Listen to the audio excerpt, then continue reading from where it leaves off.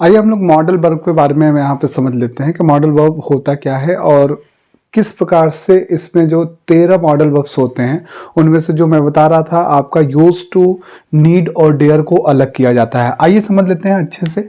सबसे पहले हम लोग समझते हैं ऑक्सिलरी वर्ब्स। ऑक्सिलरी वर्ब क्या होता है?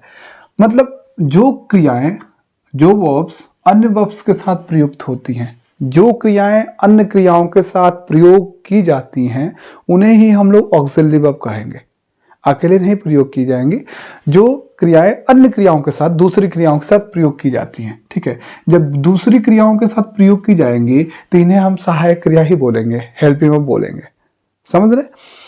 अब जो ऑक्सिलरी वर्ब्स हैं, जो ऑक्सिलरी वर्ब्स हैं या तो इसे मॉडल्स बोलिए, इसको हम लोग मुख्य रूप से दो भागों में बांटते हैं। ऑक्सिलरी वर्ब्स, इसी को मॉडल्स आप बोलते हो, इसको हम लोग दो भागों में बांटते हैं। एक आपका मॉडल ऑक्सिलरी वर्ब्स होता है, दूसरा आपका मार्जिनल ऑक्सिलरी वर्ब्स होता है। ठीक है, मॉडल ऑक्सिलरी वर्ब्स जो हैं आपका can, could, may, might, must, shall, should, will, would, ought to. ठीक है, इनकी संख्या कितनी है? 10 है आपकी। ठीक है, इनको हम लोग मॉडल ऑक्सिलरी वर्ब्स कहते हैं। ठीक है, मार्जिनल ऑक्सिलरी वर्ब्स क्या है? Use to, need, dare. इनकी संख्या कितनी है?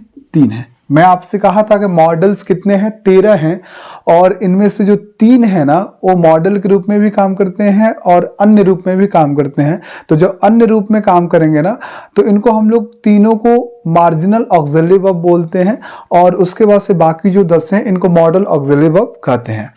अब जो ये सब के सब है ना, can, could, may, might, must, shall, should, will, would, ought to, ये हेल्पिंग वर्ब के रूप में प्रयोग होते हैं। भाई मॉडल के बाद से एक में वर्ब तो आता ही है ना, तो हेल्पिंग वर्ब के रूप में प्रयोग होते हैं। जैसे ही कैन रन फास्ट, वह तेज दौड़ सकता है। कैन है, इसके बाद से एक वर्ब आया है तो ये आपका मेन वर्ब हो गया और ये आपका मॉडल है। ठीक है, तो मॉडल वर्ब क्या है? इसके बाद एक मेन वर्ब आया ना तो इसको हम लोग हेल्पिंग वर्ब भी बोल सकते हैं। दे शुड रीड इंग्लिश, उन लोगों को अंग्रेजी पढ़ना चाहिए। रीड आया है शुड के बाद, शुड क्या है? मॉडल है। अब मैंने आपसे कहा है कि सहायक क्रिया काम क्या होता है कि मुख्य क्रिया की सहायता करना है, मेन वर्ब कहलाएगा। तो इसके पहले आने वाला शुड आपका मॉडल है जिसको हम लोग सहायक क्रिया भी कह सकते हैं। ठीक, आगे चलते हैं। हम लोग मार्जिनल ऑक्सिलरी वर्ब्स के बारे में समझते हैं। Use to, need, dare. हम लोग मार्जिनल ऑक्सिलरी वर्ब्स क्यों कहते हैं, बात समझिए। इन तीनों का प्रयोग हम लोग मॉडल ऑक्सिलरी वर्ब के रूप में भी कर सकते हैं, लेकिन और दूसरे रूप में भी यूज कर सकते हैं, इसलिए इनको मार्जिनल बोला जाता है। बट इन 10 का प्रयोग हमेशा हम लोग मॉडल ऑक्सिलरी वर्ब के रूप में करेंगे। समझ रहे? देखिए, हम लोग मॉडल ऑक्सिलरी वर्ब का प्रयोग के रूप में इनका करेंगे। ठीक है, लेकिन उसके अलावा यूज टू का प्रयोग हम लोग एडजेक्टिव के रूप में भी कर सकते हैं। नीड और डेयर का प्रयोग हम लोग मेन वर्ब के रूप में भी कर सकते हैं। जब मेन वर्ब के रूप में होता है या कोई भी होता है तो नीड का अर्थ होता है आवश्यकता या जरूरत होना, डेयर का अर्थ होता है हिम्मत या साहस करना। ठीक है, देखिए example, I am use to sleeping late at night.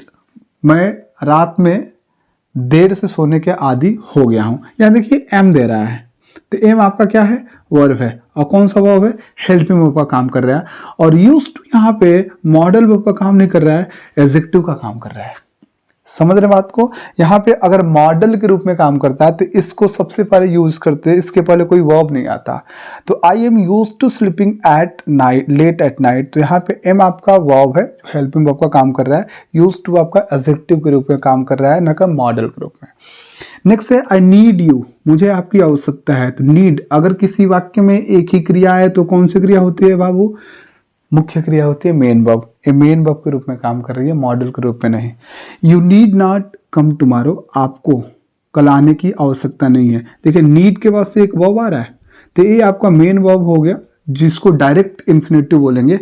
अब इसको हम लोग क्या बोलेंगे? मॉडल बोलेंगे। ठीक है, तो यहाँ पर नीड का यूज हम लोग मॉडल के रूप में कर रहे हैं क्योंकि इसके बाद एक वर्ब आ रहा है। यहाँ नीड के रूप एक मॉडल के रूप में नहीं, मेन वर्ब के रूप में हो रहा है क्योंकि इसके बाद कोई क्रिया नहीं आया है। She does not dare, she does not dare to come late, वो देर से आने की साहस नहीं करती है। अब डज देखिए, डज क्या है? एक सहायक क्रिया है, हेल्पिंग वर्ब है। इसके बाद से डेयर का यूज हो रहा है तो ये मेन वर्ब के रूप में काम कर रहा है। जैसे आप बोलते हैं आई डू नॉट गो, तो डू तो सहायक क्रिया है, गो आपका मुख्य क्रिया होगा ना। तो सी डज नॉट डेयर ठीक है। तो डज आपका हेल्पिंग वर्ब है, डेयर आपका क्या है, मेन वर्ब है।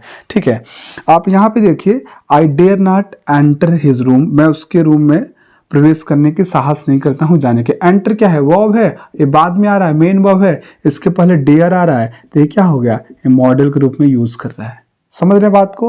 तो हम लोग यूज टू नीड डेयर का प्रयोग हम लोग मॉडल के रूप में भी करेंगे, लेकिन अन्य रूप में भी कर सकते हैं। आई होप आपको समझ में आया होगा, इसको नोट कीजिए, फिर आगे बढ़ते हैं। हम लोग देखते हैं कि कैसे हम लोग इसको सेंटेंस में यूटिलाइज करते हैं और कैसे परीक्षाओं में प्रश्न पूछे जाते हैं। ठीक है, देखिए ऑक्सिलरी वर्ब्स के कुछ मुख्य बिंदु है, यहाँ पे देख लेते हैं, कंसेप्ट वाइज करके आपको समझा रहे हैं। ठीक है, कह रहा है कि जो मॉडल ऑक्सिलरी वर्ब्स होते हैं ना, मॉडल ऑक्सिलरी वर्ब्स का प्रयोग मेन वर्ब के रूप में नहीं होता है।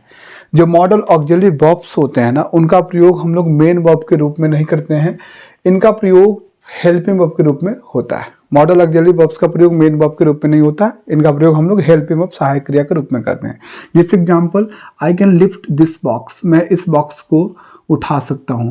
तो अगर किसी वाक्य में ना एक से अधिक क्रियाएं आती हैं, तो पहली क्रिया जो होती है ना, वही हेल्पिंग वर्ब होती है। तो यहाँ पे देखो, कैन मॉडल है, सहायक क्रिया के रूप में यूज हो रहा है, इसकी बाद वाली क्रिया क्या हो जाती है, मुख्य क्रिया हो जाती है। ही शुड वर्क हार्ड, उससे कठिन परिश्रम करना चाहिए। तो शुड के बाद से वर्क आ रहा है, किसी वाक्य में एक से अधिक क्रियाएं, तो पहली क्रिया जो होती है ये हेल्पिंग वर्ब हो जाएगी, और बाद वाली क्रियाएं क्या हो जाती हैं, मेन वर्ब हो जाती हैं, मुख्य क्रियाएं। तो यहाँ शुड मॉडल है जो सहायक क्रिया के रूप में यूज किया जा रहा है। तो कहा यही जा रहा है कि helping verb, model auxiliary verbs का प्रयोग हम लोग हेल्पिंग वर्ब के रूप में करते हैं, न कि मेन वर्ब के रूप में। कंसेप्ट दूसरा आपको ये कहा जा रहा है, आपके सामने दो एग्जांपल्स हैं, she can helps you, she can helps you, दूसरा है आई कैन हेल्प यू। ठीक है, दो तीन पॉइंट यहाँ पे समझाया जा रहा है।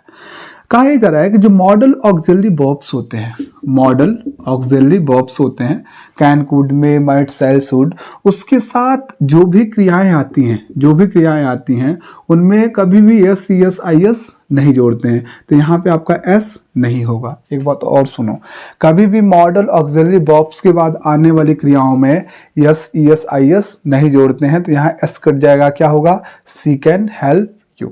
ठीक है, दूसरा है कि आई कैन हेल्प यू, मैं आपकी सहायता कर सकता हूं। बात यहाँ पे है कि जो मॉडल ऑक्सिलरी वर्ब्स होते हैं, इनके बाद आने वाले क्रियाओं में एस और एस नहीं जोड़ते हैं। इनके पहले हम लोग किसी भी सब्जेक्ट का प्रयोग कर सकते हैं, कोई भी सब्जेक्ट आ जाए, इनके नंबर के अनुसार, मतलब होता है ना कि सिंगुलर, अगर सिंगुलर है तो हम लोग सिंगुलर वर्ब का यूज करेंगे, प्लूरल है तो प्लूरल वर्ब का यूज करेंगे। इन्हें सिंगुलर और प्लूरल किसी भी सब्जेक्ट के साथ यूज कर सकते हैं। दे के साथ भी कैन हो सकता है, सी के साथ भी कैन हो सकता है, द बॉयज के साथ भी कैन हो सकता है। ठीक है, कंसेप्ट नंबर थर्ड देखिए क्या कह रहा है कि we ought to respect our parents, हमें अपने माता पिता की इज्जत करनी चाहिए। He used to go there, वह वहां जाया करता था या जाता था। दो ऐसे मॉडल ऑक्सिलरी वर्ब्स है ना, यूज और ऑट, अपने साथ टू प्रीपोजिशन लेते हैं। अगर प्रीपोजिशन टू हटा देंगे ना तो ये गलत हो जाएगा। आप ऐसे नहीं कर सकते हैं we ought respect our parents या ही यूज्ड गो देयर। इन दोनों के बाद टू लगाना क्या है, अनिवार्य है। तो ऐसा कदापि ना कीजिएगा कि इनके बाद टू आप भूल जाइएगा। और आपको पता है कि जितने भी मॉडल ऑक्सिलरी वर्ब्स होते हैं, इनके बाद क्रिया का हमेशा मूल फॉर्म, फर्स्ट फॉर्म आता है। तो ये भी आप अपने ध्यान में रखिएगा, आप इन चीज़ों को नोट कर लीजिए। नेक्स्ट वीडियो में, तब तक के लिए थैंक यू, बाय बाय।